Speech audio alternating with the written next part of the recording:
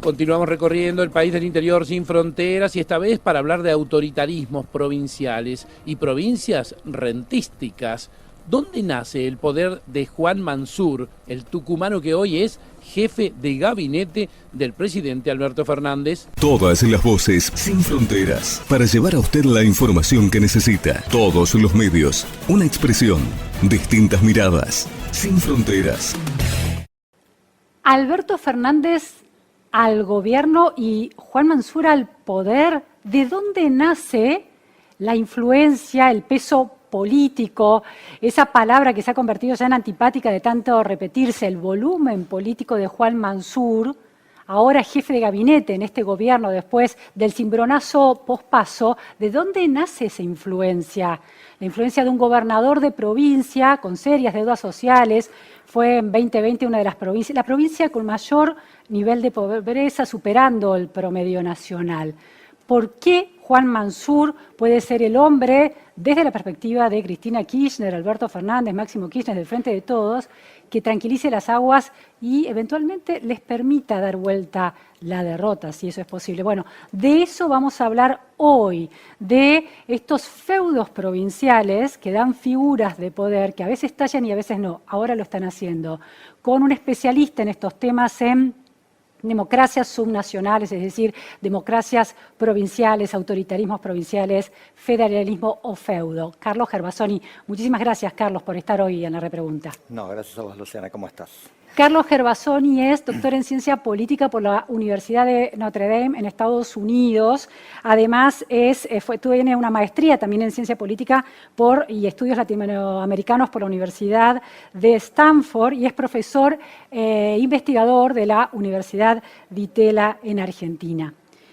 Carlos, Juan Mansur, de golpe un gobernador que había sido de alguna manera raleado y arrinconado por Cristina Kirchner a partir de las declaraciones de Mansur en algún momento años atrás en relación a que, bueno, era hora de que el peronismo retomara el cauce de peronismo tradicional, de alguna manera retomara el cauce de esa fuerza política.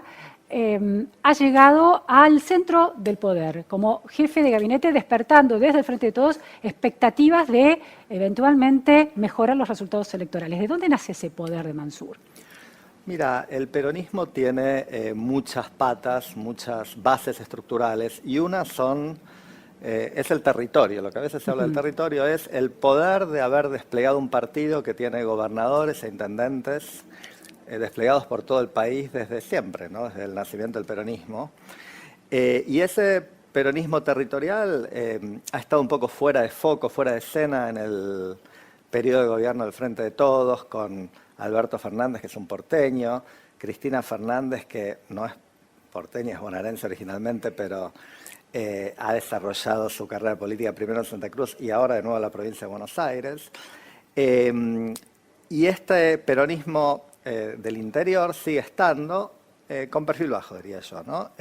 Los gobernadores en este periodo creo que se dedicaron a atender las urgencias que tenían, sanitarias, económicas, políticas, y a esperar que Alberto cumpliera con esa promesa que había tenido en su campaña, que era ser un presidente muy federal, lo cual, te doy un poquito de contexto, la verdad que no se reflejó en el gabinete de entonces ni mucho en el de ahora, ¿no? Un gabinete más bien porteño, bonaerense. Pero bueno, la pandemia de marzo del año pasado cambió las prioridades, las visiones de los actores y me parece que los gobernadores estuvieron cómodos replegándose a sus provincias. Salieron mejor o peor parados de la pandemia, no vamos a hacer una revisión de todo lo que pasó, pero pareciera que Rodríguez Larreta esto lo ayudó a levantar un poco el perfil, me refiero a toda la pandemia y a mejorar su imagen en la sociedad y a hacerse más conocido en el país.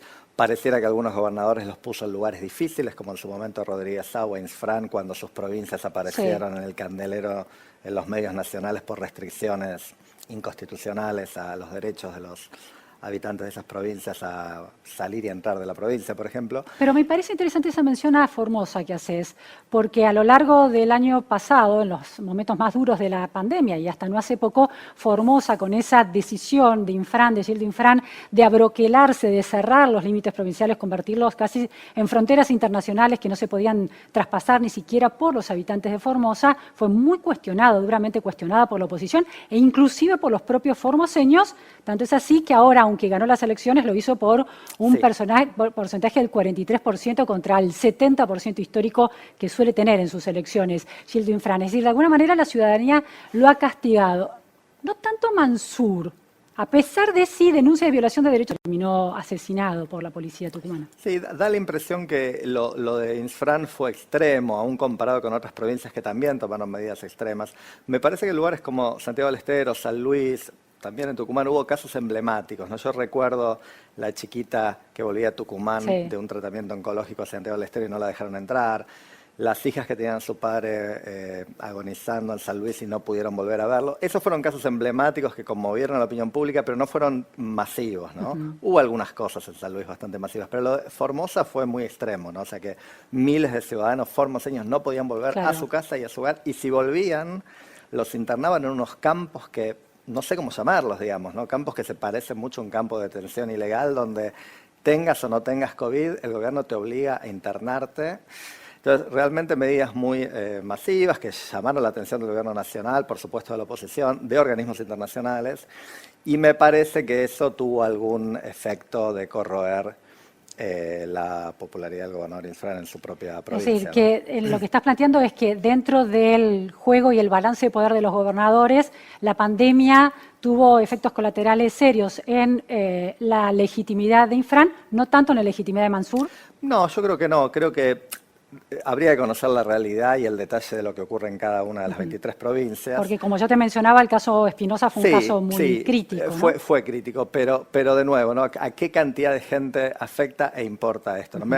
A mí me parece que en esto a veces quienes analizamos la política, los periodistas, los politólogos, le damos importancia a ciertas cuestiones que por visibilidad, preferencias normativas nuestras, nos parecen muy importantes, pero que si no afectan a cientos de miles de tucumanos que no pagan un precio directo por esto, puede no tener un efecto importante después en el momento del voto, ¿no? Y hay muchas otras cosas ocurriendo al mismo tiempo, ¿no? Ahora, una de las críticas que le hizo parte de la militancia kirchnerista y del feminismo que se siente cercano o pertenece directamente al kirchnerismo, a este nombramiento de Juan Mansur como jefe de gabinete, es sus posiciones que resisten la implementación o resistieron durante meses y años la implementación de la educación sexual integral o la resistencia al cumplimiento de los protocolos legales para realizar abortos. El caso Belén es uno de los casos claves. Parecieran pintar una Tucumán muy retrógrada en ese sentido y visto por lo menos desde la ciudad de Buenos Aires, la equiparación de Formosa a Tucumán parece ser una lectura que quizás simplifique, pero que permite entender el funcionamiento de una provincia como Tucumán. ¿Es muy errada esa lectura? Te diría dos cosas, a ver, y trataré de no ser muy largo, pero digo, uno, Tucumán y Formosa son dos provincias con algún tipo de rasgos de autoritarismo subnacional. Como vos dijiste, yo investigo estos temas, pero mucho más marcados en Formosa que en Tucumán. Para darte una idea, en Tucumán el peronismo perdió elecciones y los que vinieron después de los peronistas perdieron elecciones. ¿Ha habido algún tipo de rotación en la historia democrática de Tucumán del 83 para acá? En pero Formosa, son nada de eso. 38 años de democracia, son 4 de Bussi, no Partido Justicialista, el resto es Partido Justicialista. Son 34 años 16 de Alperovich, bueno, y ahora casi 8 de No, de acuerdo. Por eso digo, los rasgos están. No son tan marcados y tan extremos como los de Formosa o los de San Luis, donde hay directamente una familia, ¿no? Un par de hermanos que controlan todo, o como los de hoy de Santiago del Estero, que no hace tanto tiempo que está el gobernador Zamora en Santiago del Estero, pero el nivel de control electoral y territorial que tiene es mayor al que tiene el peronismo en Tucumán, pero quería darte un rasgo que me parece que es más idiosincrático, más propio de lo que está pasando en Tucumán. El norte tiende a ser una parte más religiosa y más conservadora de la Argentina, son las preferencias que hay, parte de la democracia. Salta ha sido famosa, muchas veces acá en Buenos Aires la vemos muy mal por sus tendencias a poner educación religiosa en las escuelas públicas, etcétera. Tucumán comparte algunos de esos rasgos. Y el gobernador Mansur, a diferencia de su mentor, que fue Alperovich, ¿no? 12 años gobernador, que era religión judía y no tenía una énfasis en las cuestiones religiosas, Mansur es un cristiano.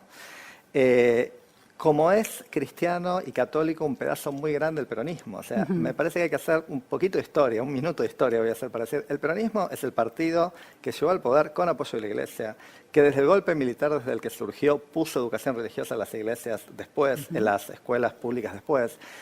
Un partido al que la intelectualidad católica, especialmente conservadora, derechista, apoyó muchísimo, y eso persiste. Si vos te fijás, Luciana, hoy Alberto Fernández tiene a un jefe de gabinete de raíces profundamente cristianas. Uno de sus principales asesores es una persona vinculada al Opus Dei, que es Gustavo Vélez, ¿no?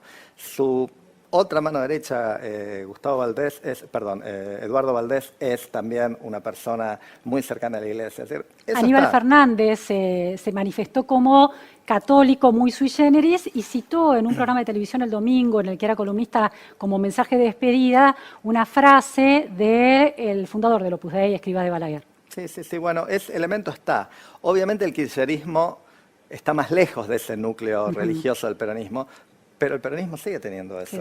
Como lo tuvo con Urtubey en Salta, hay un elemento religioso, católico, cristiano importante del peronismo que otros partidos no lo tienen. No lo tiene el radicalismo, no lo tiene la coalición cívica, lo tiene en alguna medida el PRO, pero creo que menos que el peronismo. Entonces, cuando juntás peronismo con religión, con norte, Mansur no parece una figura tan rara, ¿no? Te cito un dato de Twitter. Valeria Zapesozhny, que es la actual secretaria de medios, nombrada la semana pasada, nombrada precisamente por la jefatura de gabinete de Mansur, por Mansur, viene de colaborar con Juan Mansur y luego entró al gobierno de Alberto Fernández, hacía una aclaración en relación a la posición de Mansur respecto de la legalización del aborto, que fue el gran cuestionamiento que se le hizo desde el kirchnerismo feminista, y planteaba, citando a Soledad Esa, que fue una abogada en el caso de Belén, en el famoso caso Belén,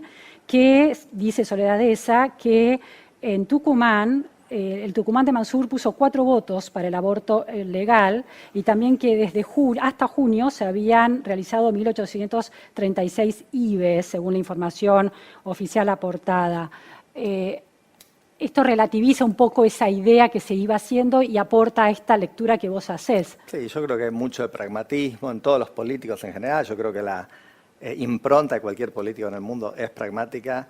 Y el peronismo es un partido de pragmáticos, ¿no? Digo, un análisis que me parece que es importante entender es que el peronismo es un partido que no tiene ideología, nunca la tuvo. O sea, no tiene, si vos decís, bueno, ¿qué es el peronismo? Es Montoneros, es AAA, es Menem, es Kirchner, es Alberto Fernández, es Mansur, no sabemos, es Vélez, no sabemos, o sea, ni ellos saben. Son un grupo de gente, lo que los politólogos llamamos políticos carreristas, donde lo que los convoca es una organización política que les da buenas chances de llegar al poder y de mantenerlo, como es el peronismo, lo cual hace que en general los políticos ambiciosos quieren afiliarse con el peronismo. Digo, Alperovich era radical, o sea, Alperovich es un radical que salta, como tantos radicales lo hicieron, al peronismo y termina siendo el dueño del peronismo en Tucumán. Y esto atrae, digamos, un partido electoralmente exitoso puede atraer a Scioli, a Alperovich, a cualquier político con ambiciones de carrera, ¿no?